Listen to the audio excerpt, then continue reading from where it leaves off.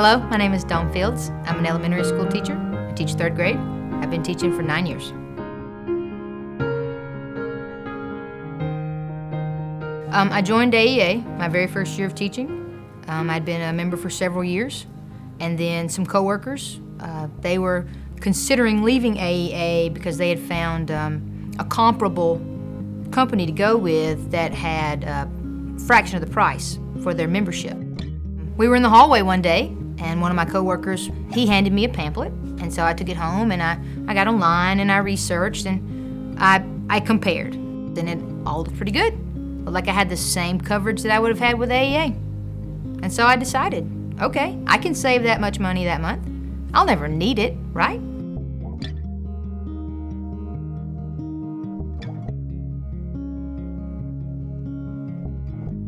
I will never forget the Friday in May.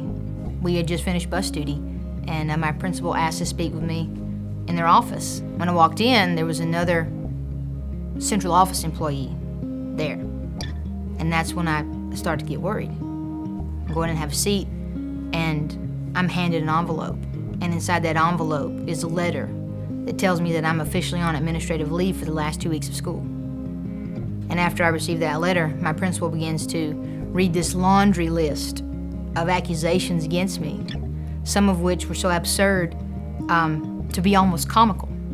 But at the time, it wasn't comical. I remember going home and just being in shock and, calling my mom and not being able to hold it together. I was emotionally distraught.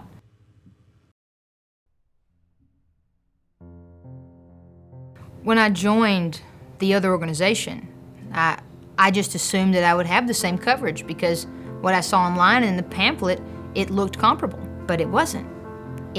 When I needed them, when I had to have them, when I picked up the phone, I couldn't call a local guy. I got a call sent out to somewhere in the Midwest, who then referred me to somebody in Birmingham. But I don't teach in Birmingham. I need local coverage. I need a local agent. I need someone here in my home that was going to fight for me. They put me in touch with an attorney. I'd never heard of the firm. I didn't meet him until we met at central office with the superintendent and the board's attorney. That's where I found out whether or not I would be, if I was going to get to come back and teach for the next year. I never felt like he cared about winning my case or even attempting to win my case. I just felt like I was cast on whomever's plate had an opening. After the initial phone call to the organization, I never heard from them again. Not just a, hey, how you doing? How's it going? Did you win? Or did you get fired? What was the outcome? Do you have a job? They had done their part. They had put me in contact with an attorney, and so they were passing on. They were done. I didn't like that. I felt like the representation that I was given was a joke. It was a farce. He didn't care. I begged and pled, tears in my eyes, and he sat there and did nothing. If it wasn't bad enough that I was dissatisfied with the representation that I received this bill, astronomical amount they wanted me to pay for a few phone calls and one meeting in person. And I couldn't believe it. And I called my organization when I got this bill to say, hey, what are you guys gonna pay? And they said, oh, well, we've already paid out all we can pay. The rest is up to you. They paid less than $1,000. I think it was around $750.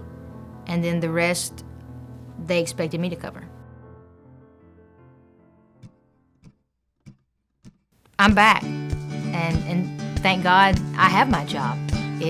I'm blessed because so many people aren't as fortunate that get falsely accused and have to go through the process that I went through.